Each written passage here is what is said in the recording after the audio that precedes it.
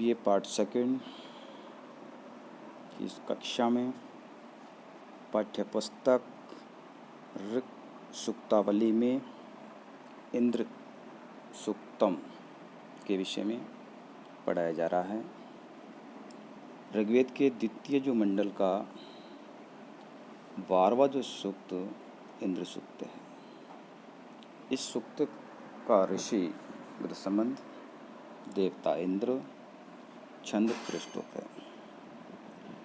गृत्समंद ऋषि असुरों, सामान्य लोगों को इंद्र के विषय में विस्तार से बताते हैं। इंद्र किस प्रकार का है? हे असुरों, हे मनुष्यों, उस इंद्र के विषय में जानिए। इसके लिए उसने प्रत्येक सूक्त के अंत में 100 जना 100 इंद्र, वह इंद्र देवता है, मैं इंद्र नहीं हूँ का उल्लेख किया गया है। इंद्र किस प्रकार का देव है उसको बताते हुए गृत्समंद ऋषि कहते हैं, इंद्र प्रथम मनस्वी देव। इंद्र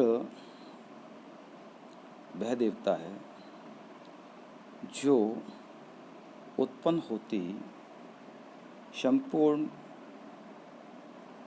देवताओं का अधिष्ठाता देव बन गया। ऐसा उसने अपने बल से, बुद्धि से, नेतृत्व क्षमता से देवताओं का स्वामी बन गया। दूसरा, इंद्र में चल को अचल और अचल को चल बनाने की क्षमता है। हे असुरों, इंद्र वह देव है जो अपने बल, बुद्धि और नेतृत्व से अचल को चल और चल को अचल बनाने की क्षमता रखता है। जैसे पहले पर्वतों के पंख हुआ करते थे और पंखों के कारण वह एक स्थान से दूसरे स्थान पर उड़ते रहते थे, जाया करते थे। लेकिन इंद्र ने उन पर्वतों के पंख काट करके एक स्थान पर स्थिर कर दिया। ढीलोक और पृथ्वीलोक कंपन करने लग जाते हैं। उन कंपायमान लोकों को स्थिर कर दिया। इस प्रकार इंद्र चल को अचल और अचल को चल बनाने की क्षमता रखने वाला है। ऐसा हे असुरों, उस इंद्र के विषय में आप जानें। अहि हंता एवं जल का नेता। इंद्र अहि अर्थात वृत्तासुर। वृत्तासुर एक राक्षस था जिसने अहि का रूप धारण कर समस्त जल को सोख लिया। तब इंद्र ने वज्र के प्रहार से वृत्तासुर का वध किया और उसके 7 टुकड़े हुए, जिससे 7 जगह से जल बहने लगा। जैसे सायन ने 7 नदियों का उल्लेख और उनके नाम बताए हैं, गंगा, यमुना, गोदावरी, सरस्वती, नर्मदा, सिंधु, कावेरी। इस प्रकार इंद्र ने उस वृत्त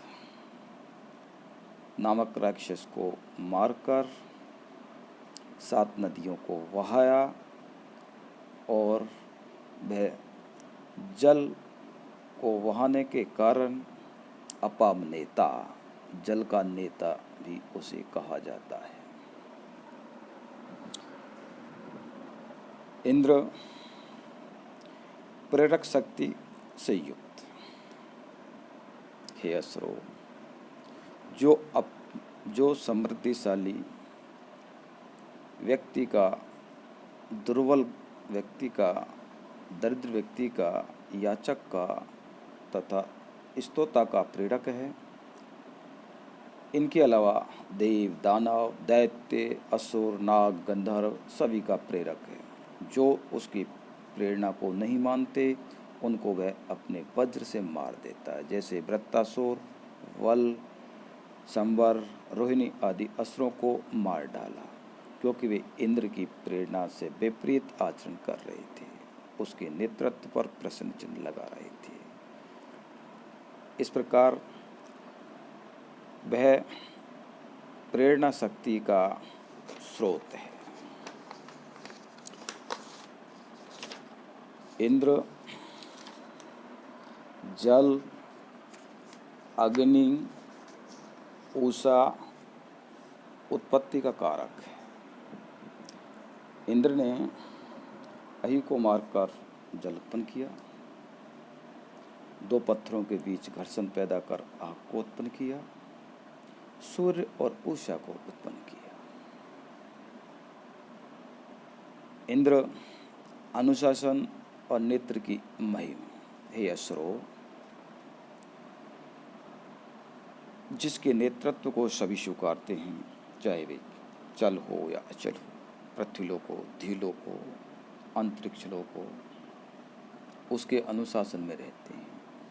जैसे पर्वत, गांव, गायें, घोड़े, रथ आदि अनुशासन के कारण उसको नेतृत्व को सभी स्वीकार करना चाहते हैं। युद्ध क्षेत्र में उत्तम और अधम दोनों जो सेनाएं